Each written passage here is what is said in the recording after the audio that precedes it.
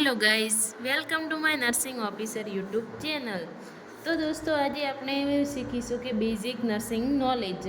તો કે basic medical knowledge શું હોય છે? તો પહેલાં આપણે જાણીશું કે બેઝિક મેડિકલ નોલેજમાં ફર્સ્ટ આવશે temperature, blood sugar, pulse rate, respiration rate, oxygen saturation ને શુગર। તો દોસ્તો, આ 6 વસ્તુ થઈ ગઈ આપણે નોર્મલ મેડિકલ નોલેજ, જે બધા મેડિકલ સ્ટુડન્ટને શીખવું જરૂરી છે। તો આપણે પહેલાં નોર્મલ રેન્જ જોઈશું ટેમ્પરેચરની। ટેમ્પરેચર એટલે કે આપણે એને ફીવર કહીએ, તો તેની નોર્મલ રેન્જ કેટલી હોય છે? તો કે 97.5 ટુ 99.5 ડિગ્રી ફેરાનહીટ।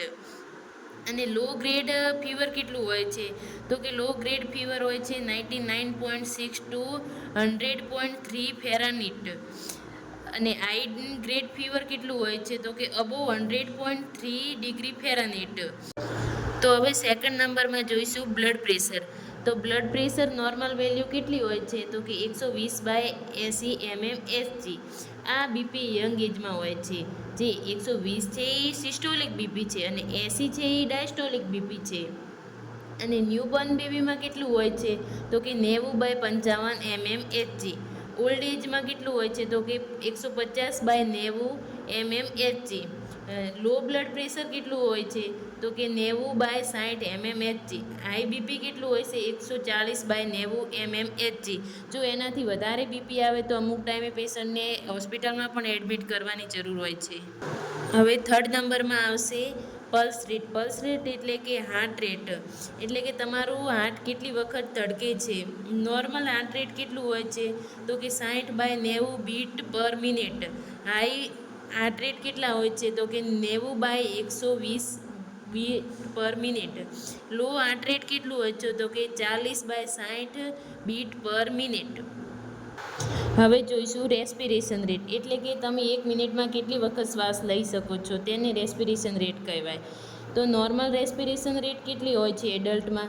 તો કે 12 થી 18 બ્રીથ પર મિનિટ એ એડલ્ટમાં હોય છે। અને ન્યૂબોર્નમાં કેટલા હોય છે રેસ્પિરેશન? તો કે 30 થી 40 બ્રીથ પર મિનિટ। અને ઇન્ફન્ટમાં 30 થી 60 બ્રીથ પર મિનિટ।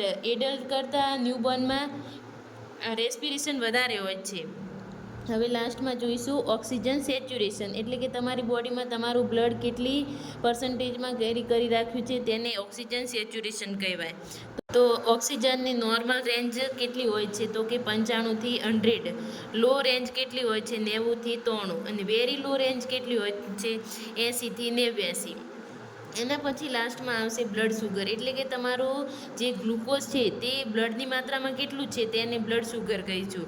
તો ફાસ્ટિંગ બ્લડ શુગર આવશે। ફાસ્ટિંગ બ્લડ શુગર એટલે કે તમે ખાલી પેટે તેની રેન્જ કેટલી હોય છે, તે ખાલી પેટે તમે શુગર ચેક કરાવો છો તો એની રેન્જ હોવી જોઈએ 70 થી 100 mm/dl।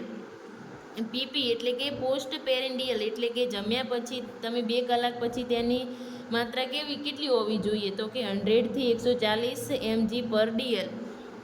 અને રેન્ડમલી તમે બ્લડ શુગર ચેક કરાવો, એટલે કે એની ટાઈમ તમે ચેક કરાવો ત્યારે રેન્જ હોવી જોઈએ 70 થી 140 mg/dl। તો દોસ્તો, સારો વિડીયો લાગ્યો હોય તો લાઈક કરો, સબસ્ક્રાઈબ કરો, શેર કરો અને કોમેન્ટ કરવાનું ના ભૂલતા।